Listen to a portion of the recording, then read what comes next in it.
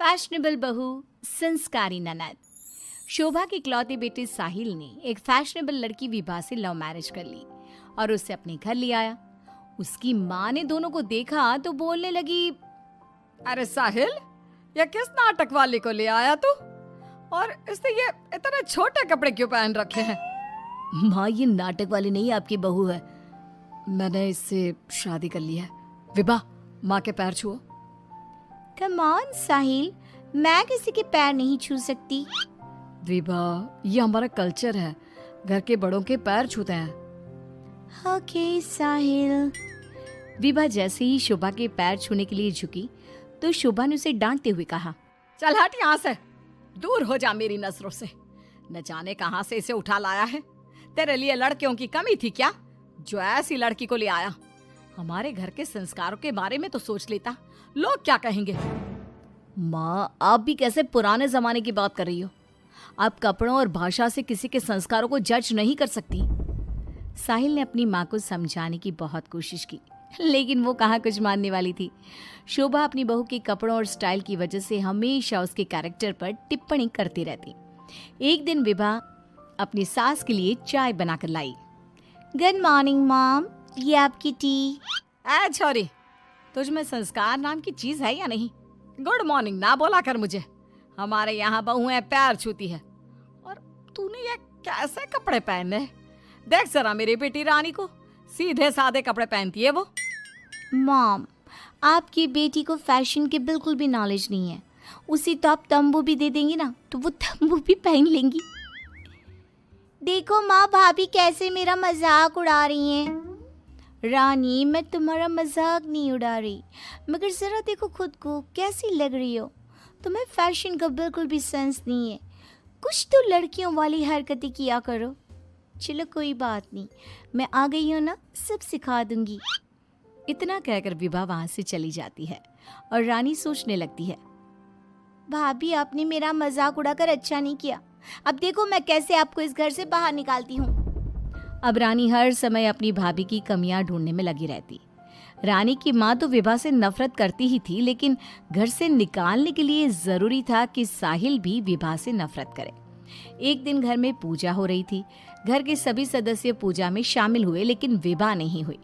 जब पूजा खत्म हुई तो रानी ने कहा, भैया, माना कि भाभी फैशनेबल हैं, लेकिन इसका मतलब ये तो नहीं कि वो भगवान में बिल्कुल आस्था ना रखे। उन्हें पूजा में तो आना चाहिए था ना।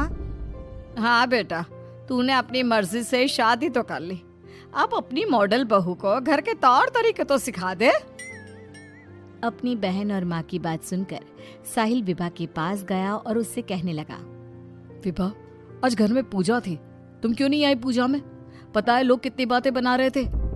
माय डियर हस्बैंड, इतना गुस्सा क्यों हो रहे हो? जरूरी नहीं कि भगवान को खुश करने के लिए पूजा में शामिल होना पड़े। जब भगवान को दिल से याद कर लो ना तो बस उसी समय होगी उनकी पूजा। विभा, तुम शब्दों के जाल में मुझे मत फंसाओ। मैं जानता हूँ तुम इन सब चीजों को नहीं मानती, लेकिन तुम माँ की खुशी के लिए ही चली जाती।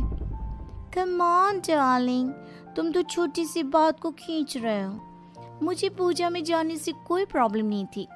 मुझे किसी ने बताया ही नहीं पूजा के बारे में। अगर माया रानी बता देती तो मैं चली जाती। इसी तरह दोनों में काफी देर तक बहस चलती रही। अब विभा की ननद और सास किसी न किसी बात पर दोनों का झगड़ा करवाती रहती। जो भी शोभा के घर आता तो वो उसके सामने अपनी बेटी और बहू की तुलना करती। एक दिन उनके घर पर उनकी पड़ोसन आई। शोभा बहन, कैसी हो? कहाँ है आपकी फिरंगी बहू? अरे घूम रही होगी आधे कपड़े पहनकर कहीं। जब से आई है जीना हराम कर दिया है। शोभा बहन, वैसे जो भी हो, आपके बेटे साहिल ने ऐसी लड़के से शादी करके सही नहीं किया। आपके घर में सब कितने संस्कारी हैं। आपने अपनी खुद की बेटी की कितनी अच्छी परवरिश की है, और आपकी बहू, उसके तो पूरे मोहल्ले में चर्चे हैं। हाँ बहन, बात तो सही कह रही हो। एक मेरी बहू है जिसे ना बात करने का तरीका आता है, ना कपड़े पहनने की तमीज़ है।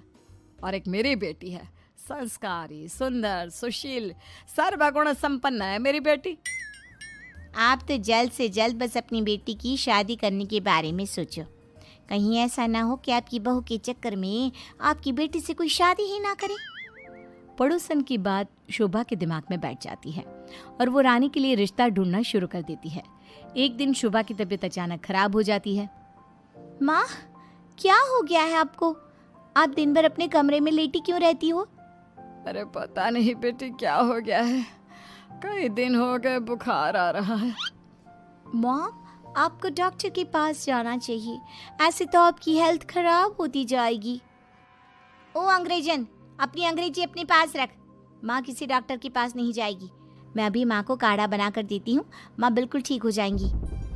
लेकिन रानी, डॉक्टर ब्लड टेस्ट करके बता देगा कि मॉम का फीवर क्यों नहीं उतर रहा। इसी तरह कई दिन हो गए। शोभा का बुखार उतरने का नाम नहीं ले रहा था और रानी उन्हें डॉक्टर के पास जाने नहीं दे रही थी। एक दिन विभा रानी को बिना बताए शोभा को डॉक्टर के पास ले गई। शोभा को 4-5 दिन हॉस्पिटल में रहना पड़ा।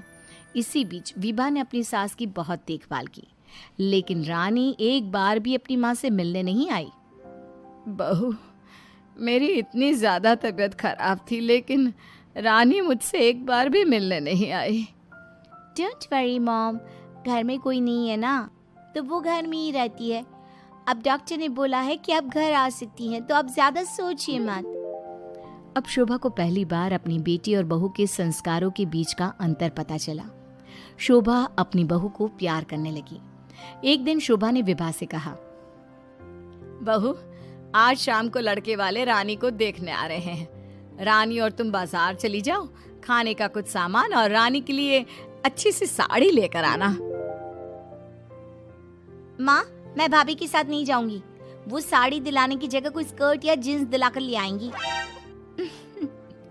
बहू, तो इसे साड़ी ही दिलाकर लाना, ठीक है? Okay mom. रानी और विभा मार्केट के लिए निकल जाती हैं, लेकिन रास्ते में बहुत ट्रैफिक था। पूछने पर पता चला कि एक कार का एक्सीडेंट हो गया है। विभा और रानी ने कार के पास जाकर देखा तो एक लड़का बहुत बुरी तरह से जख्मी पड़ा था। कोई उसकी मदद नहीं कर रहा था। लोग खड़े होकर बस तमाशा देख रहे थे। विभा ने उस लड़की की मदद करना चाहा तो रानी ने उसे रोकते हुए कहा, भाभी, ये क्या कर रही हो? जब कोई इसकी मदद नहीं कर रहा तो हम क्यों करें? रानी, ये क्या बोल रही हो तुम? अगर हमने इसकी हेल्प नहीं करी तो ये मर सकता है। लेकिन भाभी, पुलिस का झंझट कौन संभालेगा? पुलिस उल्टा हमसे ही सवाल जवाब करेगी। वो सब बाद में देखेंगे, पहले इसे हॉस्पिटल पहुंचाते हैं।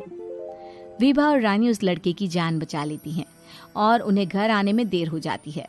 शोभा उनसे पूछती है, तुम दोनों को इतनी देर क्यों हो गई आने में? देखो शाम होने वाली है, लड़के वाले किसी भी समय आते होंगे। माँ, आपकी लाडली बहू की वजह से देर हो गई। मुझे आज पता चला भाभी को समाज सेवा का शौक भी है। रानी ने पूरी बात अपनी माँ को बता दी। शोभा ने बहू को डांटने की जगह उसकी तारीफ की। वो तीनों बात कर ही रहे थे, तभी साहिल वहां आकर कहता है, माँ, जो लड़का रानी को देखने आने वाला था उसका एक्सीडेंट हो गया है। क्या? ये तो बहुत बुरा हुआ। ठीक तो है ना वो? हमें जल्दी उसे देखने जाना चाहिए। माँ, वो ठीक है, उसके घर वाले बता रहे थे कि 2 लड़कियों ने उसे हॉस्पिटल पहुंचाया है। अगर वो उसे वक्त पर हॉस्पिटल ना लेकर जाते तो उसका बचना मुश्किल था। 2 लड़कियों ने? डार्लिंग, हमने भी आज एक लड़की का हॉस्पिटल पहुंचाया था। कहीं ये लड़का वही तो नहीं जो रानी से मिलने आ रहा था? सभी हॉस्पिटल पहुंचे तो ये लड़का वही निकला जिसकी जान विभा और रानी ने बचाई थी। सब ने दोनों की बहुत तारीफ की। रानी ने अपनी भाभी से माफी मांगते हुए कहा, भाभी, मुझे माफ कर दो। मैंने हमेशा आपको गलत समझा। अगर आप ना होती तो मैं कभी भी किसी अनजान आदमी की मदद ना करती। डोंट क्राई डियर, हमें अच्छे काम करते रहने चाहिए। साहिल दोनों की बात सुनकर कहता है, देखा रानी, मैं कहता था ना, संस्कार चरित्र में दिखाई देते हैं, कपड़ों और भाषा में नहीं। इसीलिए कभी किसी के कपड़े देखकर उसका कैरेक्टर सर्टिफिकेट नहीं बनाना चाहिए। मेधा शुरू से ही पढ़ने में होशियार और मेधावी छात्रा थी। अच्छी पढ़ाई के बाद अच्छा कॉलेज सिलेक्शन और फिर बहुत अच्छी जॉब। तूने तो मेरा नाम रोशन कर दिया मेधा। अरे लेकिन ये जो काम करने का तरीका है ना, इसे बदल ले। 18 घंटे काम करेगी तो कल को बच्चा कैसे संभालेगी? तुम्हारी तरह पागल नहीं हूँ माँ जो बच्चे और परिवार में फंस जाऊँ। मैं तो जिंदगी खोल कर जीऊंगी। सब कहने की बात होती है बेटा, अपने बच्चे का सुख हर कोई चाहता है। वक्त बीतता है और मेधा की शादी हो जाती है। शादी के कुछ सालों में ही मेधा एक सुंदर से बेटे की माँ बन जाती है। अरे यार, मेरी मैटरनिटी लीव खत्म हो रही है, क्या करे? माँ भी नहीं आ सकती, कैसे मैनेज करूँ? ऐसा करते हैं, इसके लिए एक केयर टेकर रख लेते हैं, वो देखा करेगी इसे।